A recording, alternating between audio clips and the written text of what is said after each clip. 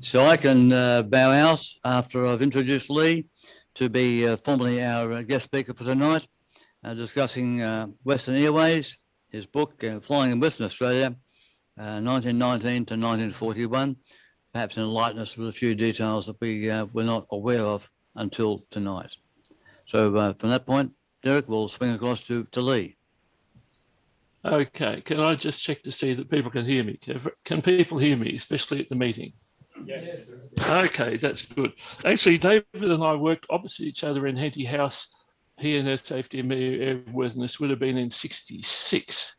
Then I got moved to aviation safety, aviation medicine with Doc Lane, where I discovered very quickly that my eyes were that bad I would never fly an aeroplane, which is probably just as well that I was in head office, because then I became interested in the I suppose what you'd call the politics of aviation rather than the flying business. In fact, the first volume of my History of Australian Civil Aviation, which you can buy at the same place you can buy Western Airways, begins, I think, with the words, "This isn't a book about flying, this is a book about the business of flying."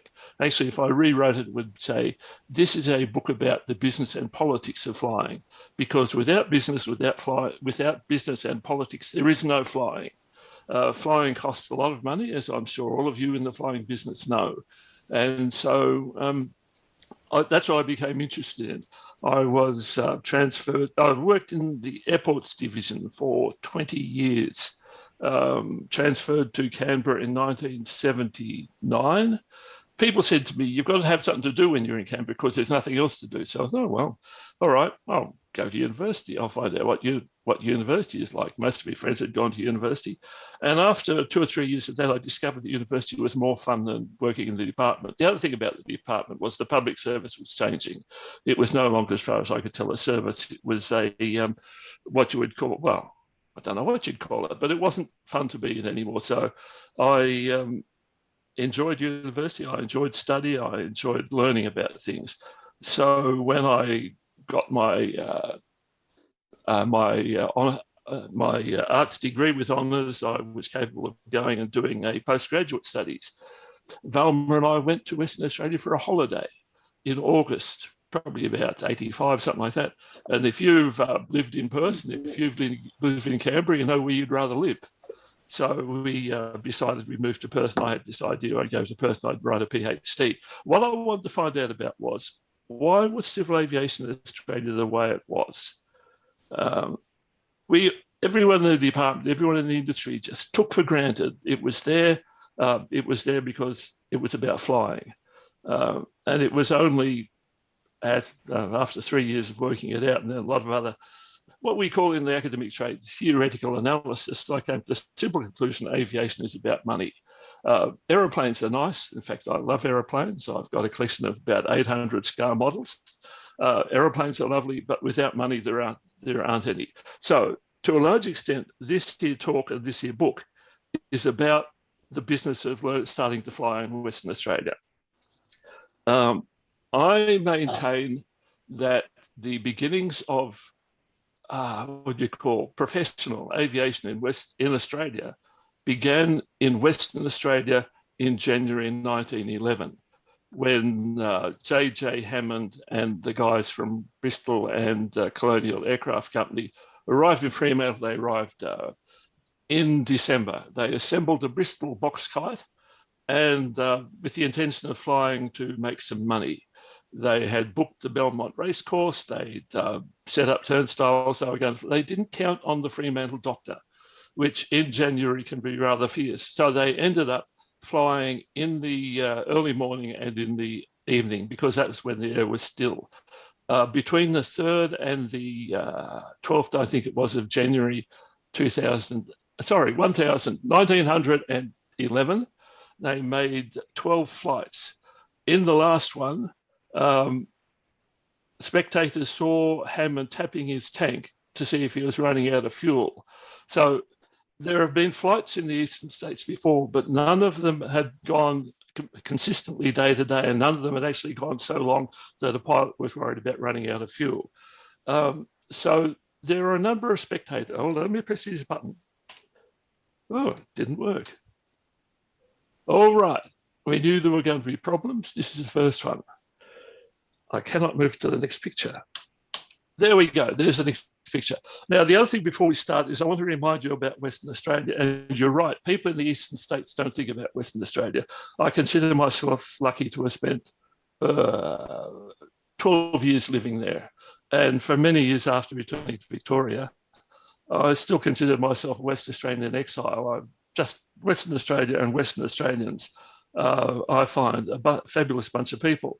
Apart from all those people from the eastern states who've migrated there and sort of spoilt the atmosphere a bit. One of the advantages I had was doing a PhD. I ended up tutoring at Murdoch University. So you learn Western Australian history, so that I became rather enamoured of Western Australia. So I'm reminded that Western Australia is a third of the Australian continent. It is I wrote myself some notes. It is 2.5 million square kilometres, or for those who like these kinds of things, 617 million acres. It's a big place. You have to remember that like the rest of Australia, a lot of it is what we call desert because we can't use it. The Aboriginal folk before then settled it rather nicely, but they had a different way of thinking about the world. Aboriginal people went to where the stuff they needed was. Western society brings the stuff they need to them, so that Western Australians, the Aboriginal people of Western Australia, had areas they knew, they had resources they knew, and they lived that way for millennia. As soon as the white fellow arrived in Western Australia, they're having trouble because there's only a little bit of Western Australia down in the bottom left-hand corner that's habitable by Western standards. The rest of the state is good for cattle runs. There's no mining in Western Australia to speak of until the 1960s, so that the whole of the area is a little bit down in the corner where Perth is. Up along the coast, there are settlements which serve the stations inland. There is a shipping service that runs about monthly up the coast from Perth to Derby and back again. Takes 4 or 6 weeks to do the trip. So, Western Australia is isolated from the rest of Australia. The transcontinental line isn't built until 1917. There is a cable, and there's a telephone service starts in about 37. So I just want to remind you that Western Australia is and was almost a separate country. The only reason that Western Australia came into the Commonwealth was largely because of the boom in the 1890s, the gold boom at Kalgoorlie, Coolgardie, and up to Mount Magnet and places like that, which brought over a large number of eastern staters called T'othersiders, eastern states people. And if it hadn't been for the vote from the new goldfields, Western Australia wouldn't have voted to join the Federation. So that's the background. Hammond has flown there in 1911, and there are spectators. The two spectators I want to talk about, well, actually, it's more than two. Let us move on to the next picture. That's Hammond. In fact, unfortunately, I couldn't find a picture of Hammond flying in Western Australia. I scoured the likely newspapers for one, but there wasn't one. So here he is in the eastern states. One of the spectators, or some of the spectators, were guys from Kalgoorlie, mechanically minded. They built their own aeroplane called, obviously, the Kalgoorlie aeroplane, which flew around Kalgoorlie, Coolgardie, 1914, 1915, and then they moved it to Perth and they flew there end of 1915, 1916. Then it went into storage and they went off to the war. The other person who was particularly moved was Norman Brearley, a young fella born in Geelong in 1890. Family moved to Western Australia about 1906, and he was an apprenticed engineer. He wanted to learn to fly, and like a lot of people in Australia who wanted to learn to fly, there was only one place to do it, and that was in England. Even before the war was up, guys like Horry Miller went to England to learn to fly. Anyhow, Norman really, when he finished his apprenticeship, he worked his way on a steamer to England and joined the Royal Flying Corps. And here he's in a Longhorn in 1915. He joined with the Royal Flying Corps. He was flying in over the Western Front in about mid-1916 when he was shot down. He describes it rather, he wrote a interesting biography called Australian Aviator. He describes being shot down and how the only thing that saved him was that he hunched down behind remember the Havilland twos have got the engine at the back. So the Germans are shooting from him at the back. He hides behind his engine, crashes in no man's land, shot through the lungs and other wounds. They came out and dragged him back after the sun had gone down.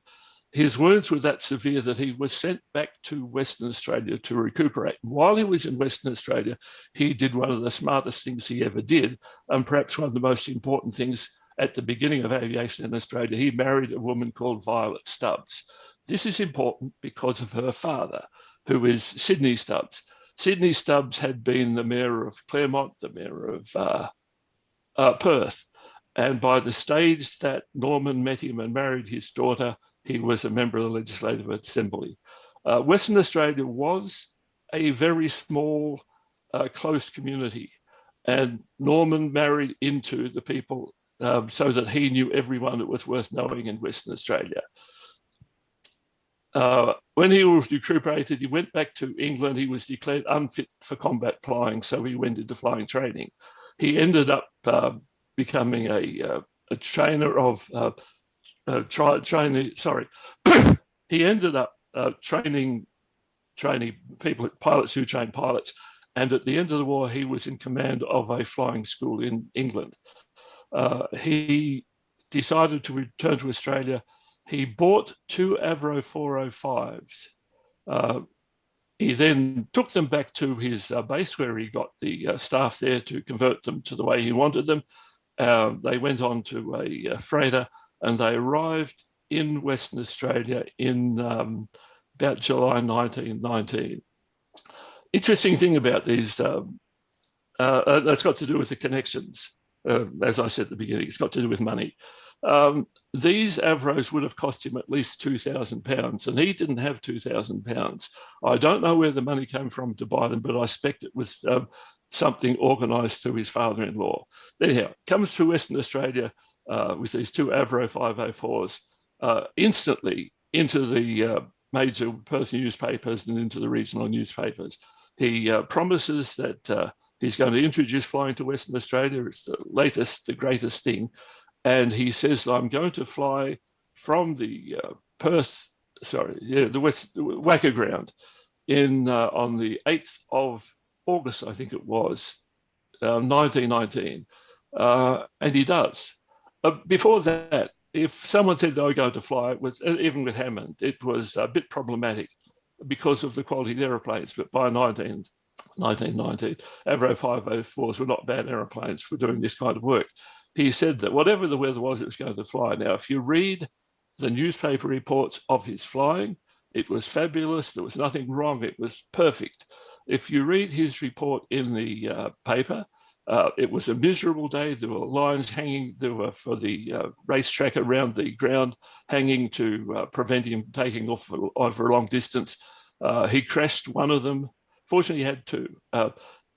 So while he flew into the ground with the Lord Mayor of Perth as his passenger, crashes the aeroplane. While the band is playing, he goes back to I think it must be Belmont. I think he must have had the Avro. I do. He goes back to Belmont, gets the other Avro, comes back and performs aerobatics. No one in Western Australia had seen anything like it before, and the write-up in the newspapers is astounding. This launches him on a career as being the Birdman of Western Australia. For the next month or so, he flies around Perth. He goes to Fremantle, Claremont, Subiaco, anywhere he can find a ground, he'll go there. You have to pay money to get into the ground, but anyone who is interested could stand outside the ground and watch him. After about a month, he runs out of patrons. He was charging £5 for 10 minutes for a joyride. After a while, that dried up. £5 was more than a weekly wage, average weekly wage in those days. So he put 2 seats in the back of his Avro 504, and he charged £3.15. That extended his likely passengers a little bit. But by, let me see if I go on to the next one. Here I This is, I was going to talk to you about Norman. I have talked to you about Norman Violet. This is a picture of the two of them about a week before he made his first flight, dressed up in their flying gear. Don't know that Violet actually did much flying. This is the announcement of his flying display, full page in what might have been the Sunday Times, with all the things he was going to do and when he was going to do them, and he did them, which impressed on people the reliability of aviation. This is the newspaper pictures of the first flight, and you can see in there the pictures of the aerobatics. You see pictures of, in one of those pictures, you have the governor, the state governor, the mayor, and all kinds of other, in particular, the picture on the left in the middle. That's the important people in Western Australia, with Brearley standing in the middle. This is his first country trip, the beginning of September. He starts flying to the country, and he goes to each country town where he does the same thing, sells joy rides for £3.15. He distributes newsletters. One of the things newspapers. He likes to take newspapers to places, because if you're flying out of Perth, you've got the latest issue of the West Australian, you buy a few of them, you stick them in the aeroplane, you then go to a place where an issue of the West Australian would arrive 2 days later. To demonstrate the speed of aviation. He makes a series of flights around Western Australia in the following year and a bit. Starts off initially close to Perth, which is very useful because he can go back to Perth and pick up the other airplane. On a couple of occasions, something went wrong. He would jump on the train back to Perth, get the other Avro, and continue his flying displays. Later on, he did some more extensive flying up to Mount Magnet, to Tamala, Carnarvon, and Onslow. This is by late 1920. He's starting to run out of people who are going to pay him money for his services all over the place. The flying continued a little bit simply because of the 1919 peace loan, which subsidised a lot of pilots across Australia. But Norman Brearley and used that somewhat. But towards the end of 1920, he had run out of passengers. He'd also run out of engine time. When he went up to Onslow, he actually sent the Avro on the boat up to Carnarvon, then flew up to Onslow and then back down to Perth. The interesting thing about all this is that because he had the ear of the press, everything is reported as fabulous. But if you read his biography, he writes about them a little bit more candidly. There's one occasion when he picked up the state governor at a agricultural show somewhere up to the north, and flew him, might have been at Moora, flew him down to Perth. And as he arrived at Perth after sunset, coming down to land on the Esplanade, which Esplanade next to the Swan River, he cut his engine, came into land, and when he plopped down, someone raced up to see him. It was the Governor General, who'd been standing on the embankment. If he really had come down 2 or 3 feet lower, he would have killed the Governor General. Those kinds of things were not reported in the newspaper. So towards the end of 1920, he's run out of customs, and he declares he's going out of the aviation business.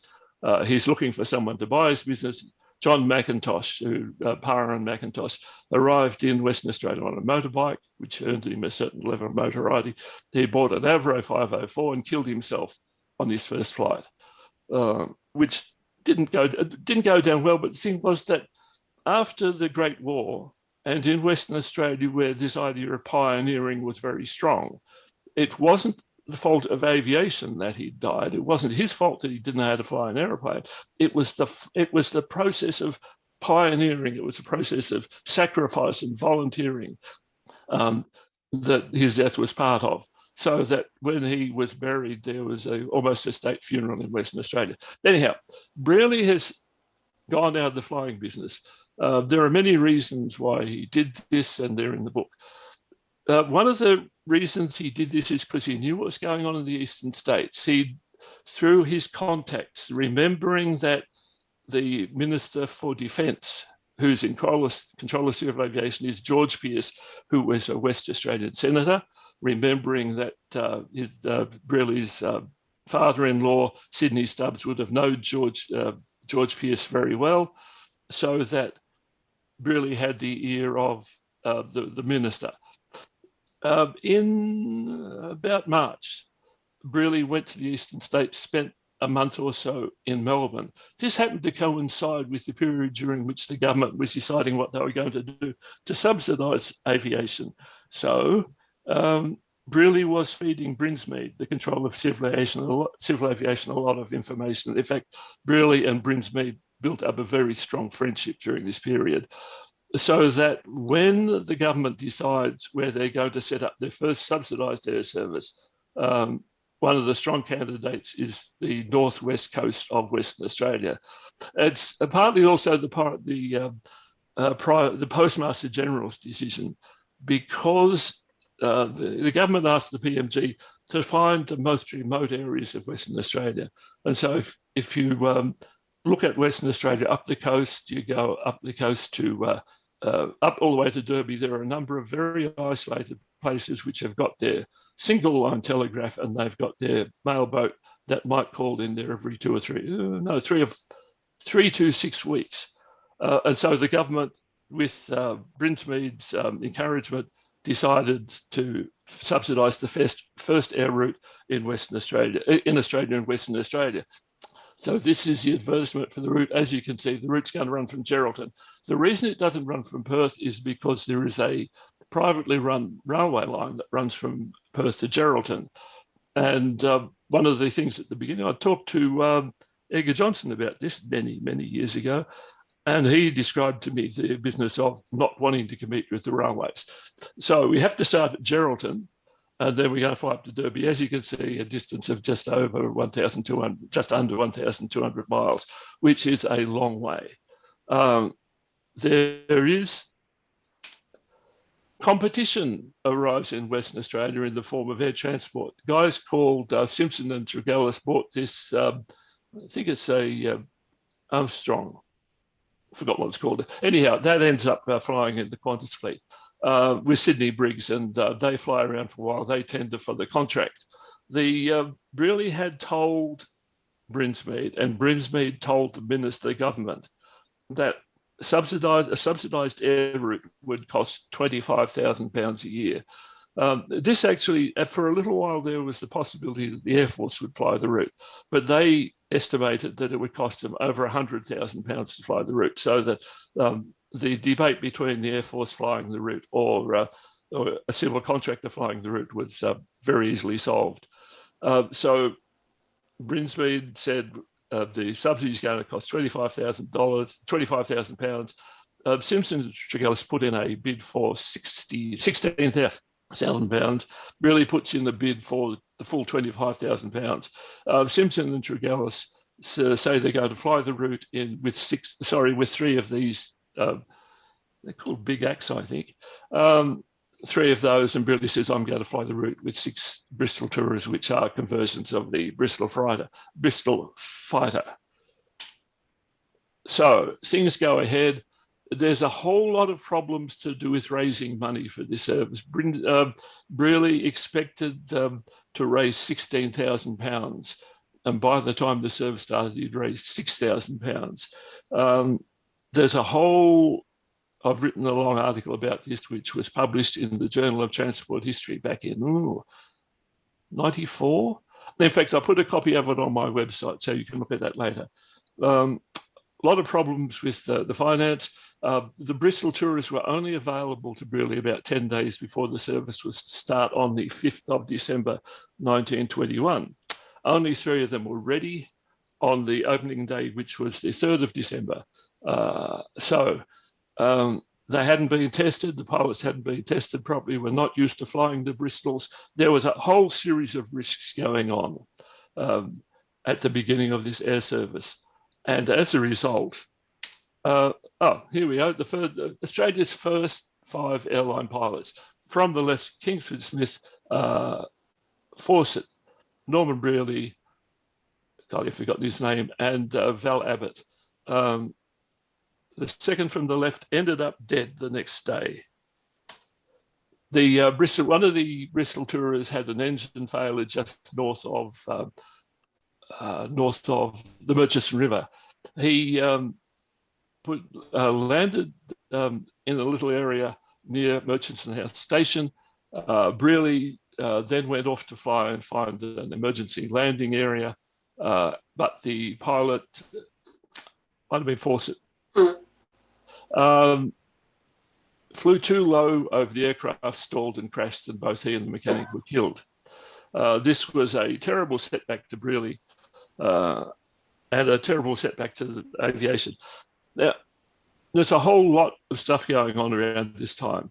There were accusations from West Australian Airways trying to rescue the situation. They blamed the government for not providing the appropriate aerodromes up and down the route. No one knew this because no one had actually gone up there to look at them. The Air Force had sent an officer up on the steamers about June 1921, and he'd told the local authorities how to build an aerodrome with some drawings, but no one had seen an aeroplane, so no one had any idea what an aerodrome was supposed to look like. So a surveyor was sent up only a couple of weeks before the flight was to start, and he arrived. He happens to actually be the brother of Edgar Johnson, who was involved in civil aviation in the administration. He arrived at Murchison House the same day of the crash, and he told Brearley not to go any further because of the appalling state of some of the aerodromes and the positively dangerous state of others. Brearley blew this up as the reason why he would not continue on the service until the government had lived up to his part of the contract. But there was very little mention of the death of these two pilots and the crash of the Bristol tourer. Once again, this crash was not painted as an aviation accident, but as part of the business of pioneering in a state that, like pioneering, and the lives of these two aviators was part of the cost that you paid to introduce this new kind of technology. The air service itself, running from Geraldton to Derby and back again, started in February and March 2022, using the Bristol tourer, which was, as you can see, basically a Bristol fighter with a little cabin on the back. That cabin was designed by Brearley after he'd flown up to Onslow. And when he was flying back, he was sitting under the wing of the Avro, but his passengers were sitting in the open cabin, and the sun almost got sunstroke from it. So he designed this little cabin to go at the back. Now, one of the interest, let's go on. Here we go. So here's the route: Geraldton, Carnarvon, Onslow, Roebourne, Port Hedland, Broome, Derby. The flight starts on, I've written it down so I wouldn't forget. Of course, now I can't find it. Never mind. The flight starts, I think, on a Tuesday after the mail train arrives from Perth, flies up to Carnarvon the rest of that day. At Carnarvon, there's a Bristol tourer waiting. It then takes up the route and flies up to Port Hedland, where it stops. Then that tourer flies up to Derby, waits an hour. This gives people the time to get their mail, write their responses, give them back to the aeroplane. The aeroplane then starts flying down the coast again. But the aeroplane that's flown up from Port Hedland flies all the way back to Geraldton and then back to Perth to be serviced, so that at any time there are 4 reasonably well-serviced and airworthy aeroplanes on the route, and 2 in Perth being looked after. When you realise the frailty of these aeroplanes, especially flying this long route over these long distances, it was a well thought out plan. One of the things about Brearley, as opposed to other aviators in Australia, was that he had thought very carefully about how his air rate was going to work. If you read the history of Qantas, you can see how they shackled the thing together, and luckily we're able to continue. And the same with Larkin service from Adelaide across to New South Wales. They were shuffled together. At one point, when both Qantas and Australian Aerial Services were struggling, Brinsmead sent both those airlines Brinsmead's notes Brearley's notes and instructions about how to run an airline. I think Hudson Fish actually admits that. So at each of these stopping places, there is an agent. If there's flooding or the ground is not suitable for landing in, the agent flies a sausage, it was called. Flies a sausage to tell the pilot to go on to emergency landing ground.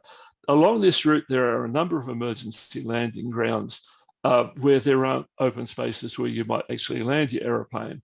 There's also a single strand telegraph line running way up the coast, so that if you're forced down, you jump out of the aeroplane, you've got a little telegraph machine in the aeroplane, you climb up a post, you wire up to the telegraph, and you telegraph to tell people where you've come down.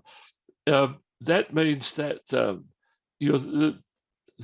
company is then able to send one of its other aircraft, if that's necessary, up with fuel or spare parts or whatever else is required. And the other thing you need to remember is these aeroplanes fly quite slowly, and in particular in the cyclone season, they could be flying into a headwind, which is almost the speed of the aeroplane itself. Nevertheless, these services keep on going. The people in the west, on the northwest, this is called the Northwest Aerial Service, find this service very interesting. Useful. Oh, hold on. Before I do that, let me give you some figures if I can find them. How much does it cost to actually fly on the route? To begin with, it was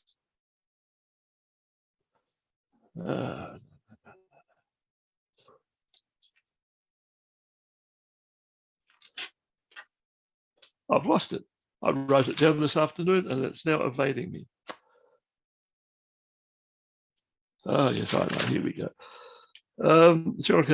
It cost you, to begin with, $1 a mile to fly between Geraldton and Derby, which worked out to £60, which was what the average, as I said before, the average weekly wage was £4.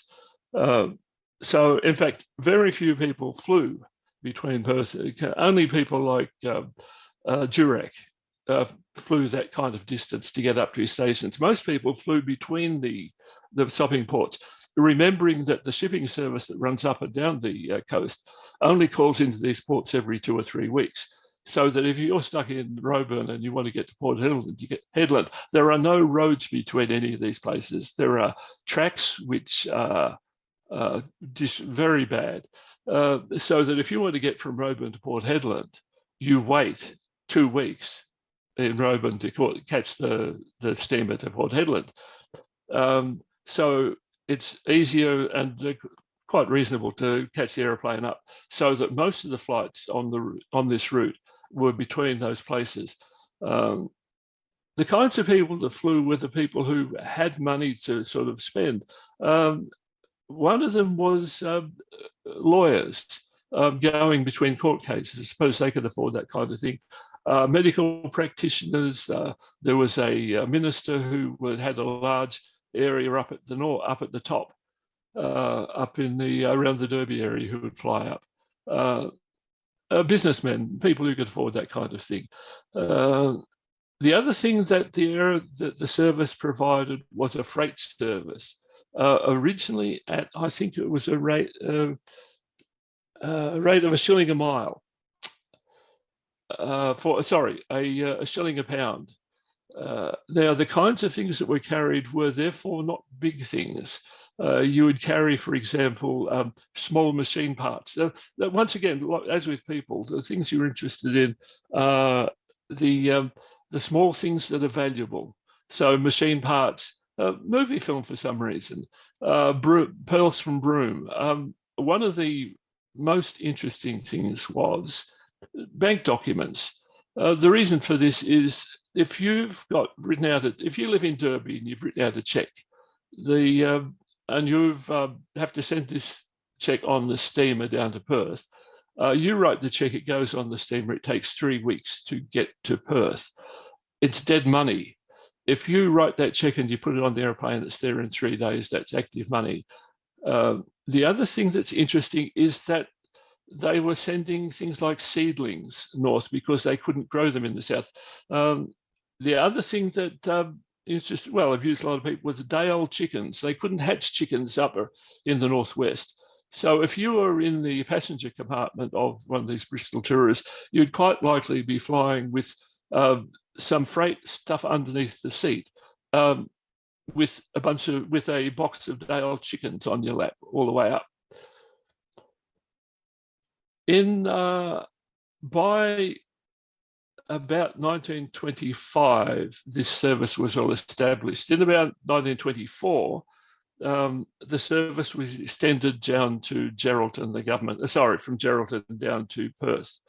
The timing was changed, but once again, the flight took about 6 days there to up and back again. It was a leisurely flight. Most of the flying was done in the early morning, if that was possible, to avoid the rough air of the afternoon, because these aeroplanes were not flying at any great altitude. Pilots like Kingsford Smith were very good at writing reports which would be published in the West Australian that made flying seem like a great adventure. So there's a lovely report where he describes flying between the clouds, what a spectacular view it was. The other thing that reports did, well, for example, if an aeroplane was crashed down, it wasn't a disaster, it wasn't a delay or anything, it was an adventure. It was part of the adventure of settling the outback of Australia. There was one occasion in which de Havilland 50, come to them in a minute, crash landed somewhere. They sent off, must have sent off their cable, and they discovered there was a little hut there. So the aeroplane was stuck there overnight. They lit a campfire. There was a couple of actresses. They slept in the aeroplane. The others slept in the hut. They squashed down some scrub, and another aeroplane came in with some equipment to squash down some more scrub. The women were flown out, and then when the scrub was there, the other aeroplane flew out. The whole of the thing is written up in the West Australian, not as some terrible imposition on people. It was written up as a great adventure. So this whole business of flying in Western Australia really managed to make it fit in with the ethos of the country, and he managed to make it almost fun, if you could call sitting in the back seat of in the seat of a Bristol for 3 days in rough air, with nothing to occupy himself except a sick bag and some. What was the stuff you used to take for air sickness? It must have actually been quite grueling, but it was a hell of a lot better than having to spend 3 or 4 weeks on a coastal steamer bobbing around, if you could afford it. In 1924, Briley went to England, and he saw de Havilland 50s. And like Qantas and Australian Aerial Services, he decided to have them. Just a little picture about the freight. On one occasion, someone up the northwest died, so they just tied his coffin to the bottom of a tourer and flew him down for a funeral. Once again, this is written up as part of the great adventure of settling the northwest. So there he is. He's flying down to Perth. I've put the Yelling Up Caves in there because Brearley tried a few ways to make money.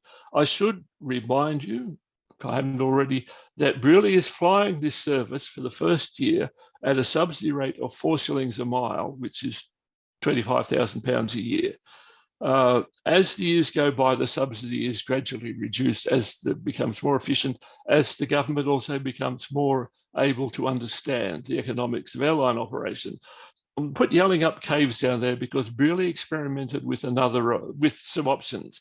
One, Yelling Up Caves is a tourist resort in Western Australia. There was a hostel down there, and for a little while one year, Brearley flew services down there. It was not profitable, so he stopped it. Another service that he tried for a while was duplicating the service between Perth and Carnarvon, because especially in the tourers, there are only one seat, and if there was two seats, and if there was a mechanical problem, then the mechanic would have to go and there was only one seat. Or if you were coming down from the northwest and you had your seat booked on the tourer and you arrived at Port Hedland and there was someone who'd been flown in one of the other tourers to Hedland and had to go down to Perth, you'd be bumped off the flight and that person was flown down. Once again, waiting in Port Hedland for a week was less than having to wait for the steamer. So no one seems to have complained about these things. Yelling Up Caves didn't work. The duplicated service to Carnarvon didn't work again because although it made money, it didn't make enough money to pay for flying the services. So we have some de Havilland 50s. The nice thing about the de Havilland 50s is they carry 4 passengers and they carry about an extra 150 pounds of freight. And also they fly it in places where it's not so inconvenient for the passengers. What this means is that on a route flight up and down from Perth to Derby and back again, the aeroplane can make, if it's fully loaded, an extra 156, I think that's it, about 150, 156 pounds a flight. So for West Australian Airways, it was a profitable flight. Going back to money for a minute, the government paid Brearley to fly airmail. That was the priority for the government. That was what he paid to fly. If he carried passengers and freight, that was for the airline's profit. Never did it actually make enough to make the airline profit without the airmail subsidy. But in comparison to Qantas and Australian Aerial Services down in the south, Adelaide to Sydney, Western Australia was a very profitable operation. The other thing that happened with these de Havilland 50s was that the name of Western Australian, the first airline was called Western Australian Airways. It was wound up at the end of 1926, I think. And a new airline called West Australian Airways was set up in its place. It operated exactly the same services with the same aircraft. It just did so under a slightly different arrangement. I've written another article called the Creation of West Australian Airways, What the Accountants Saw.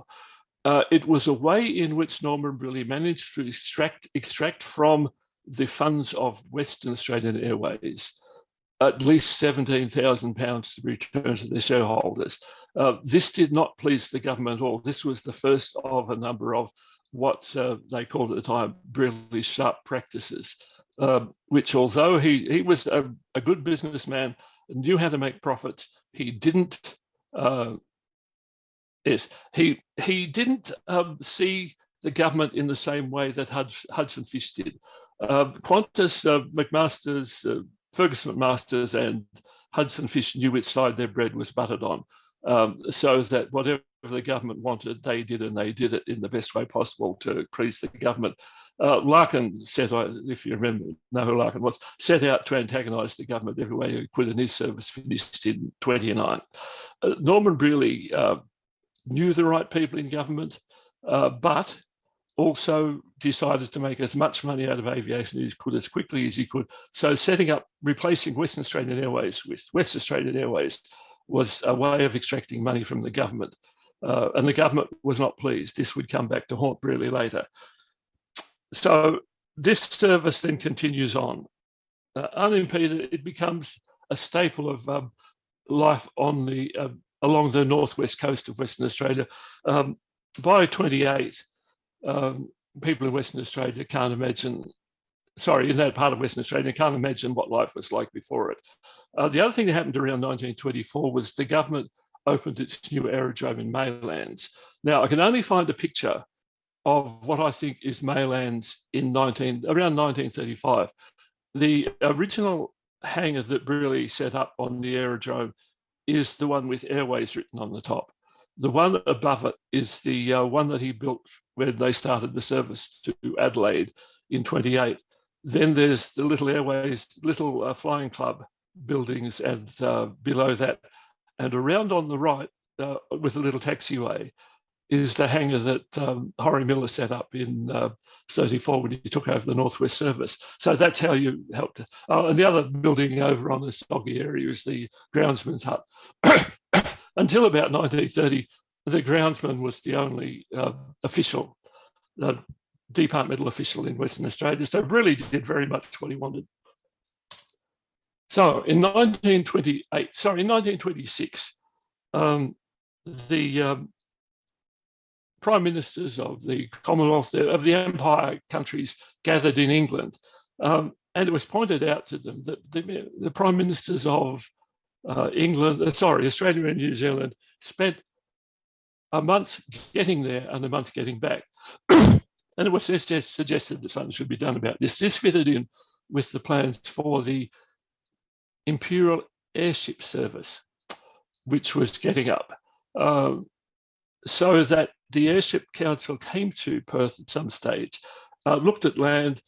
They bought land at Jandakot, which was going to service the Imperial airships. The ships would either come to India and then fly down to Perth, or come down to South Africa and then fly across on the Roaring Forties to Perth, where they'd dock.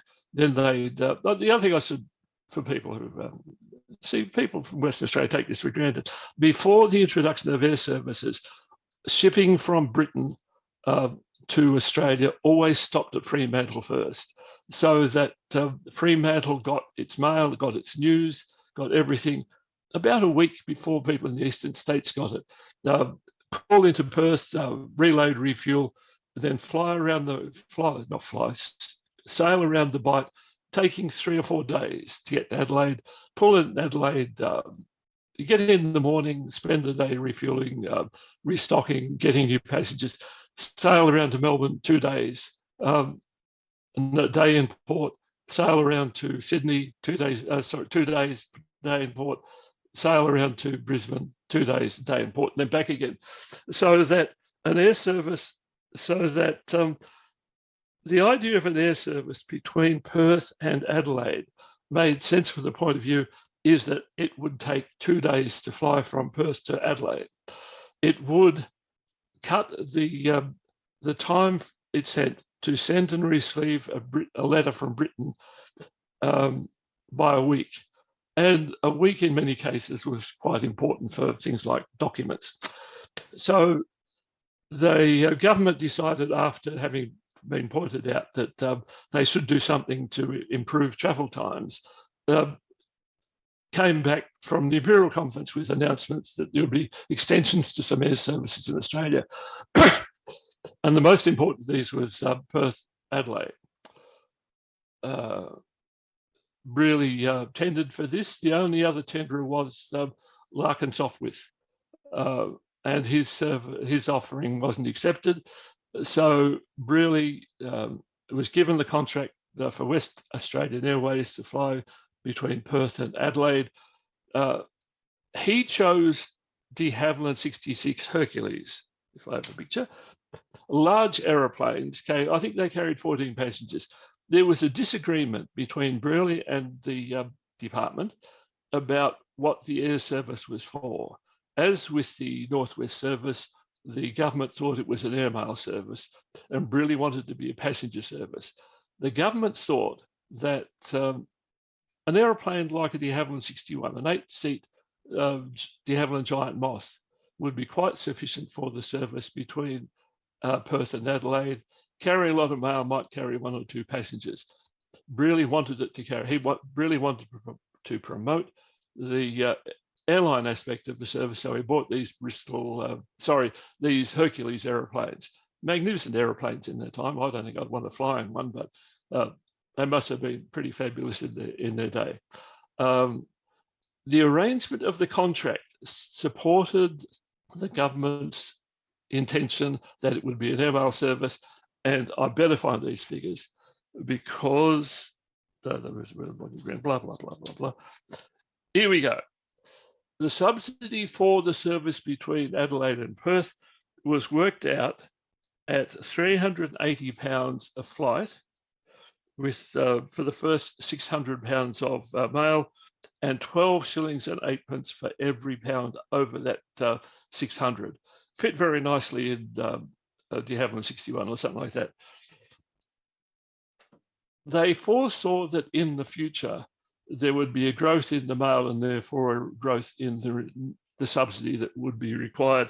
And so the subsidy would go to, if they carried more than 800 pounds of mail for more than 4 months, the subsidy would go up to 760 pounds a trip, and then 12 and 6 pence for each pound after that. Really needed to get the weight of mail carried up to that 800 pounds levels to be able to afford the Hercules. He thought that the future of this lay in promoting their service so people would use it. He contracted a Perth real estate agent, developer by the name of Charles, and he said he would pay him £6,000 if the mail was got up to that 800 pounds level. I don't quite know what Brearley thought Charles was going to do, but Charles solved the problem very simply by simply sending as many catalogues as he could to the eastern states by airmail. Cost a lot of money. I've seen one of these catalogues. They're not small catalogues. And so for about 3 weeks, the mail from Perth to Adelaide was over £800. Then the government figured out what was going on. Charles ended up with 2,000 or 3,000 pounds of postage stamps the government wouldn't let him use, and Brearley was severely reprimanded for this. He claimed he knew nothing about it. He was just paying a promoter.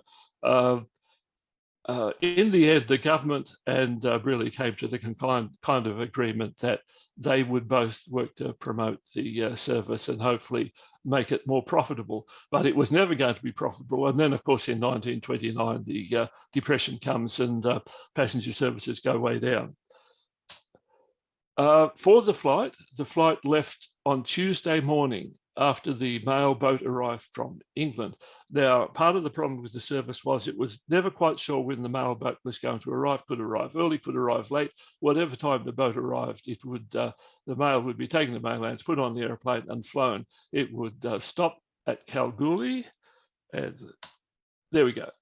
Oops, let's go back a bit. There we go. Stop at Kalgoorlie for a review of refueling. There was a little refreshments room. The passengers got out, took some refreshments, then flew on to Forest, where there was a hostel. They slept overnight. It was quite reasonably appointed for the time, got good reviews. If the passengers felt like it, the Hercules would be pushed out of the hangar and they'd play tennis in there. Early next morning, they'd get back in the Hercules, fly on to Ceduna, where they would take lunch in the little restroom while the airplane was refueled, then fly on to Adelaide. The mail would then be put on the overnight express, the overland to Melbourne, to give businesses their time to respond to whatever was in the mail. Then after, I think, I couldn't, in fact, my book doesn't say when the airplane started to fly back again. Arrived back in time to put mail on the next mail boat back to England. So this service was always losing money for Western Australian Airways. The fare, one-way fare, started off at £18, which was, well, I suppose not bad. In about 1930, with the coming of the Depression, Brearley reduced the fare to £12, which was not much more than the first-class rail fare between Perth and Adelaide, which caused a big stink with the railways for competing with them. And of course, the railways was Commonwealth owned, and that caused all kinds of problems. The Auditor General got involved. But in the end, the government said, we've got a contract with Brearley, and that's that. Of course, this contract, which kept the service going, also tied Brearley into a subsidy that he couldn't, wasn't making him any money. So here we have in 1934. The other thing that happened about the same time that the Perth Adelaide service started was the service was Northwest service was also extended up to Wyndham, further into the outback. because of the problems with the Hercules, Brearley invested in two Vickers V Astras, which were a disaster. I think they had geared engines. The propellers, engines and the propellers didn't work well. Brearley tried all kinds of stratagems. There's one picture of a Viestra with one of those Viestra engines on one side and the Hercules engines on the other side. Another one crashed because the propeller blade flew off, went through the cabin. No one was hurt. Brearley or his crew smeared blood on the propeller blade, saying that the accident had been caused because of a bird strike, which was palpably not true. In 1933, the government embarked upon a plan to fly Imperial Air Mails into Australia from Singapore, landing at Darwin, then flying down to Brisbane, Sydney, Melbourne, and Perth. Due to the intervention of the railways, the mail for Sydney and Victoria ended at Cootamundra. So the aeroplane would land at Cootamundra and the mails would then go on the train to Melbourne and Sydney.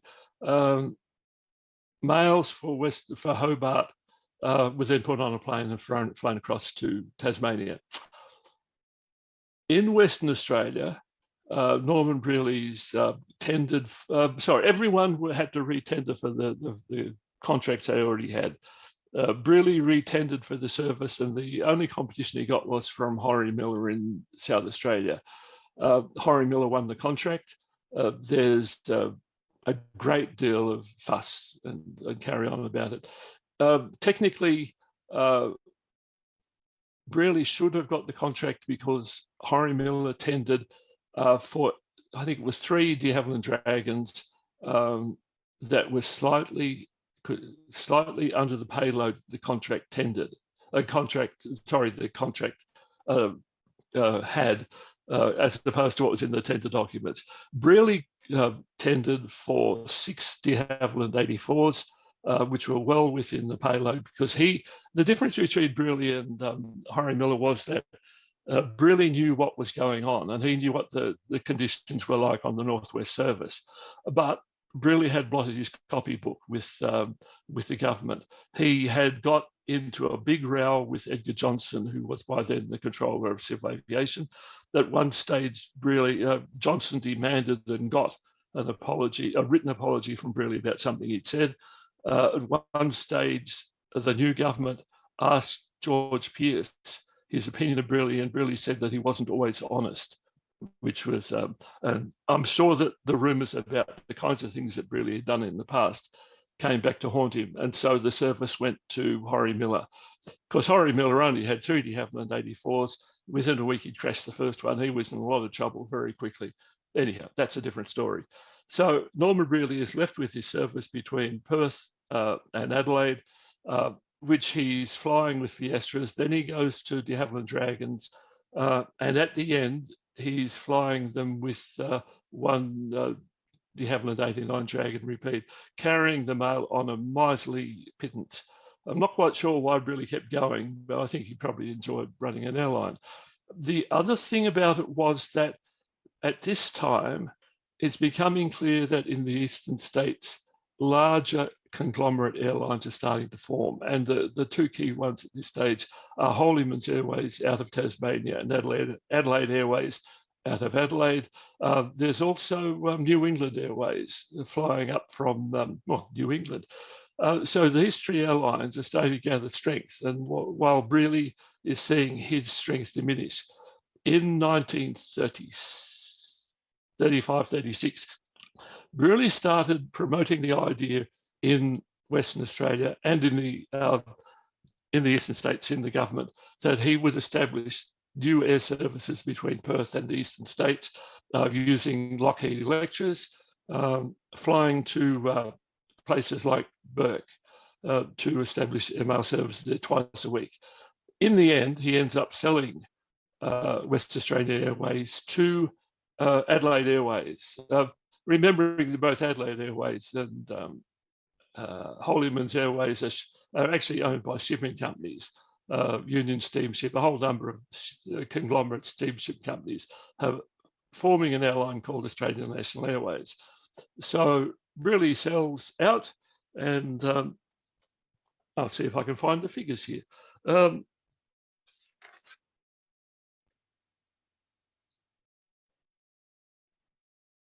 Once again, my figures. Oh, here we go. So this is in about 1936. The fella from Union Steamship, I think it's Union, turns up on his doorstep, says, "Do you want to sell an airline?" Really says, "Yes, I will." So what with all the profits from selling West Australian Airways, from the profits that he's made from Airways over the period from 22, really left the airline industry with, at least in modern day terms, at least $7 million. $7 million.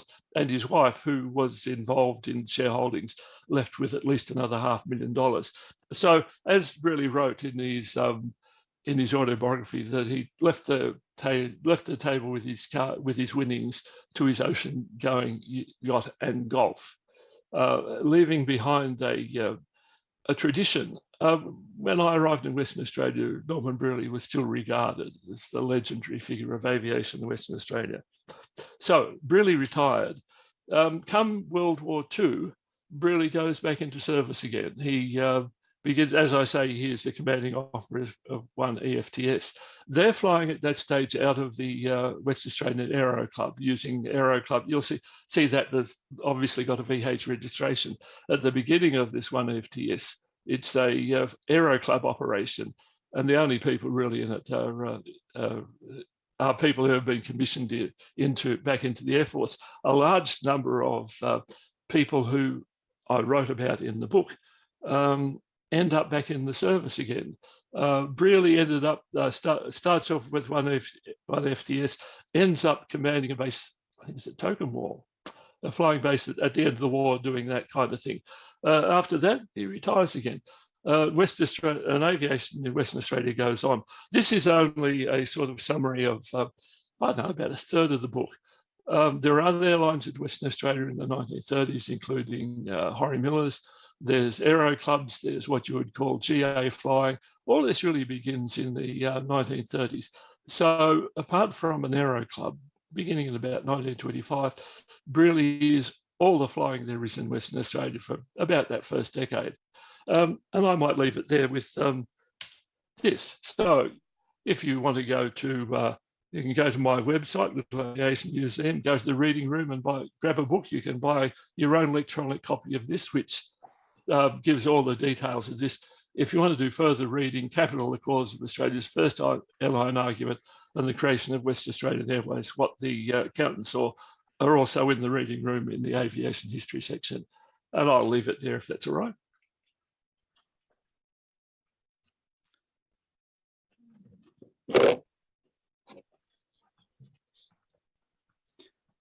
Leigh, thank you very much for your talk tonight, and enlightening us immensely on WA Airways and flying in Western Australia in the very early days. And sure, there are other books around that have covered a little bit of that, but not as much detail as you have given us tonight. And we do thank you very much for that. On that point, I think any questions from our audience here at all, online or in the meeting here tonight? Hands up. Tap a message across to Derek. John. Just a comment on the aircraft that was registered. Just a comment on the aircraft that was registered GAUDE. That's Armstrong Wentworth FK8. Yep. And it ended up with Qantas. That's right. Yep. Air Transport, or whatever the company was called, flew around a little while, even after they didn't get the contract for the Northwest service. So the aircraft went to Qantas, and the pilot, Sidney Briggs, went to Larkin's Australian Air Services operation. He was he flew the first service between Adelaide and, I don't know where it ended up, where they ended up having an accident on their first flight. Briggs was that pilot. with our audience here tonight, any other questions for Leigh or comments on his talk? And Derek, anyone from on our Zoom meeting that may have a... There's no questions on the chat yet, but if you would like to ask a question on the Zoom meeting, then please unmute yourself. But don't turn your mobile phone on yet, all right? Yes. Me. Marilla, go ahead. Yeah, Yep. go Oh, ahead. thank you. No, I just found it fascinating because I knew nothing about that at all. And to hear about how it affected people, you know, traveling and getting to places quicker and how we get around today Yeah. was quite extraordinary. So thank you very much. Enjoyed it. Good. Good. Have I stumped you all? A question from our audience here. One little comment. You started off by emphasising how important the business and politics of aviation was, and one little thing that came out of that first disastrous ferry flight when Brearley and his pilots were taking the three Bristol tourers up to Geraldton and Fawcett crashed. And Brearley recounts that his passenger in his Bristol tourer was none other than MP Durack. Yep. And Brearley wanted to push on because he had a contract and he thought it was very important to honour the contract. And Durack said to the young Brearley, look, I've had a lot more experience with politics than you have. Here's your chance to go back to Perth and demand that the landing grounds be put in order before you start flying. And according to Brearley, it was Durack, really, Durack's wise counsel that sent him back to Perth and delayed the start of the service. But it just emphasises how much politics is intertwined with aviation. Yeah. Durack was one of the guys who helped organise the finance for Western Australian Airways. It was guys like Durack who saw the value of a service up the northwest, and through their contacts put pressure on the Commonwealth government. There was in the article Capital, the cause for Australia's first airline accident, one of the things that comes out is that HV Mackay loaned Brearley the money to buy the Bristols. And Brinsmead supported him in this in the hope of getting the capital behind Mackay into the aviation industry. So there's I have to also tell you that on many occasions, the accounts that appear in Brearley's book are not those that are reported in the press or appear in other places later on. He could well be right that Durack was the wise counsel, because it's reported in the press that Brearley was so upset by what had happened that he could barely speak, that he cried. And of course, in 1921, seeing a man crying was unheard of.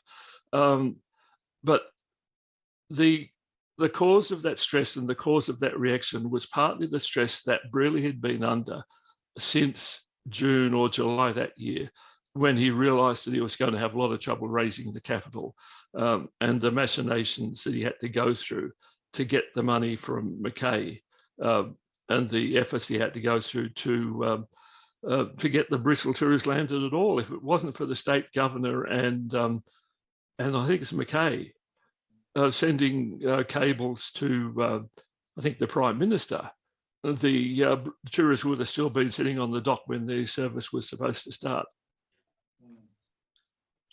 Come on, Tab. Into the chat, Charles. Yes, can you hear that? Oh, we've got you. Yes. Go ahead. I just wanted to add a little bit about John McIntosh. He was killed on Easter Monday, 28th of March, 1921. he did get the Air Force Cross for his flight with Ray Parra. Before that, he was a migrant to WA. He worked in the forestry industry. Then in 1914, he enlisted in the AAF and served at Gallipoli and in France. I believe he was the first person to ride the motorbike from Melbourne to Perth. And when he got there, he finished off his flying training with Brearley, bought the Avro 504. I think he flew up to Northern first and then Pathara. He did a few joy flights, and the last one, two guys came out of the pub very drunk, and one of them said to the crowd, you're going to watch us go up and then you're going to watch us crash. And so they got in the two seats in the Avro, and eyewitness reports said that one of them grabbed hold of McIntosh in flight and pulled him away from the controls, and that's the reason why it crashed. The other passenger was also killed, but the man that pulled McIntosh away from controls, he was badly injured, but he survived. So after McIntosh was killed, the public subscribed to a fund, and this was used to set up a scholarship for all the descendants of servicemen killed or injured in the wars. And that fund is still in existence today through RAFA WA, and every year we interview applicants, and they've been awarded $5,000 to put towards their tertiary education. So McIntosh in some way lives on. Thank you. I should add that all the reports written in newspapers around that time highlight the positives and downplay the negatives. If you read Aircraft from the same time, I forget the name, White, I think was the editor of Aircraft, is a lot more critical of Brearley around this and many other subjects. So, although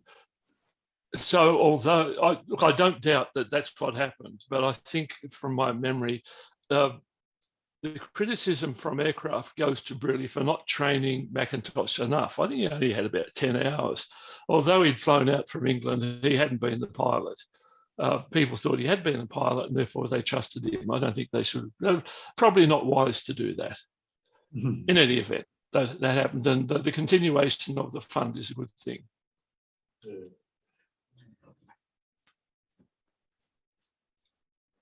There's a comment there from Roderick Smith, so everyone can read that. Thanks, Roderick. And a few people thanking Leigh for the talk in the chat. Any other questions? Leigh, I've got a question if no one has one. I bought a copy of the book. I was very interested to see if you covered the search for the Southern Cross, because 3 of Brearley's DH-50s participated in the search, and in fact, one of them crashed, and they thought that had gone missing as well. It didn't crash. It had a mishap taking off from a small mission station, but sadly, it wasn't covered in the book. Yeah, that and the search. Yeah, that's the Coffee Royale incident. Right. There was another incident when an airplane went missing up in the Nullarbor Plain, and another case again where there was a search for the German aviators. As I've said, this is a book about the business of flying, business and politics of flying, not about flying itself. Those are great flying exploits, but they were not on the point that I wanted to make. Remembering also, let me show you. Remembering also, this is a PhD thesis that you're reading, so that it has to have a theoretical basis. It has to, unlike most aviation history, didn't have the aim of disappearing into talking about the joys and problems of flying. It was about the joys and problems of raising capital to fly. So the reason they're not there is deliberate. I didn't know they didn't happen. I just worked to the point of what I had to write about. Oh, I thought it was to the point, because Brearley, because he had all of his aircraft tied up in searching for lost aviators, he actually had to ask for permission to suspend the mail service temporarily. Yeah, only about a week. Hello, Tub. only a week or two. It wasn't. If I was to start writing about the flying exploits of Kingsford Smith while he was flying for West Australian Airways, and those kinds of things. Actually, the first draft of the book was about of the history. The thesis was about 1,500 words, and I cut it back to 80,000 words. So goodness knows what disappeared there. At the time, I was quite disappointed to lose it all. Now I've entirely forgotten what it was. Thanks.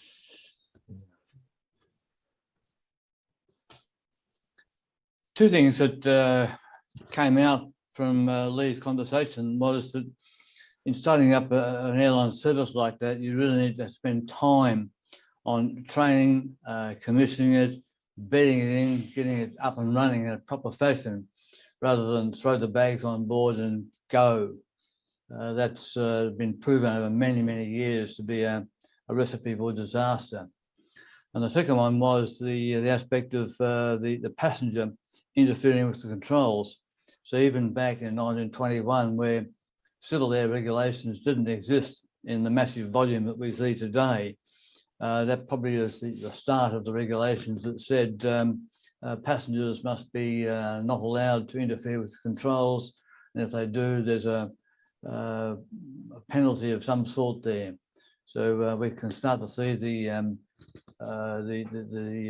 birth, if you will, of air regulations even back as far as 21, and since that time, as the expression goes, air regulations are usually written in blood, and that was certainly the case there. Yeah, the ANRs were written by Brinsmead, I think probably in January and February 21, and promulgated a little bit later and went into force about the middle of the year. Brearley had arrived in Brinsmead. Brinsmead had originally intended to fly up the coast on that first flight, but had been stranded, had to stay back in the eastern states because of a crash. Then he intended to fly over for, after the crash, Brearley, Kingsford Smith and a mechanic, Hanson it might have been, flew up the route, surveyed the entire route to make sure that it was usable. Brinsmead flew over to Perth and started on that flight, but crashed. I don't know if crashed, was forced down at some stage, and so there would have been two tourists going up the route. Kingsford Smith, Brearley, and Hanson got to Derby, surveyed the route, and as they were flying back, they left Derby, and this is written up in the newspaper. So. Left Derby before sunup for some reason.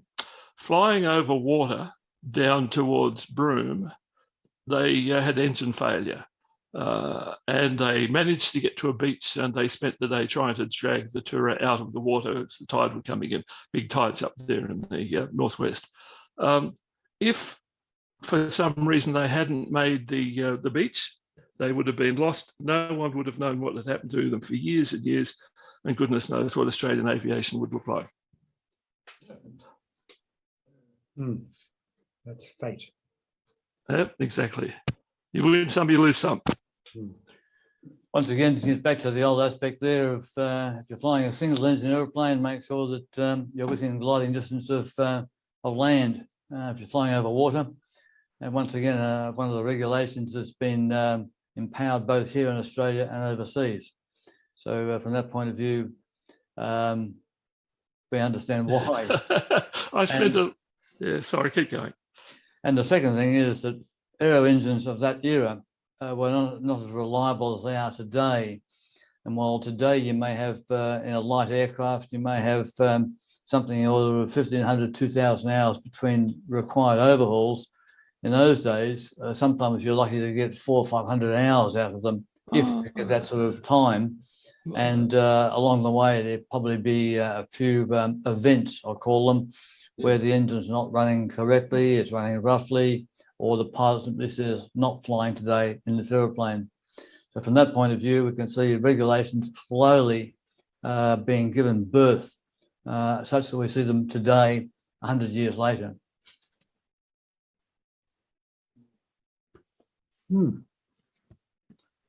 Well, if we have no more questions for Leigh, I'll just simply make the comment to Leigh. Thank you very much for being our speaker tonight, enlightening us on early days of WA aviation. Your book, of course, Western Airways, is available online. And I hope that we get enough people that will say, I want to buy it, such that you put it into print. And I must admit, I'm like everyone else, I like to have paper. I think, well, one of the reasons it exists at all is because as the copies that we do have, I think there's about 20 of them, is because I wanted a copy to put on my shelf. The other two ebooks I've had published, I don't have paper copies. So that when the third volume of the Civil Aviation History comes out, 1972, to the collapse of Ansett, I'm going to probably print another 20. So I've got one to sit on my shelf, and I'll dispose of the others at vast expense to the readers. Well, Leigh, I don't know what you're going to do with the other 19 copies, but just make sure I get a review copy. Indeed. All right, if we haven't any more questions there, I think I'll say, Leigh, thank you very much for being our speaker tonight. Great talk, a lot of detail there. And as you said, not so much the aircraft side, but more of the politics and the background, which is something we often miss.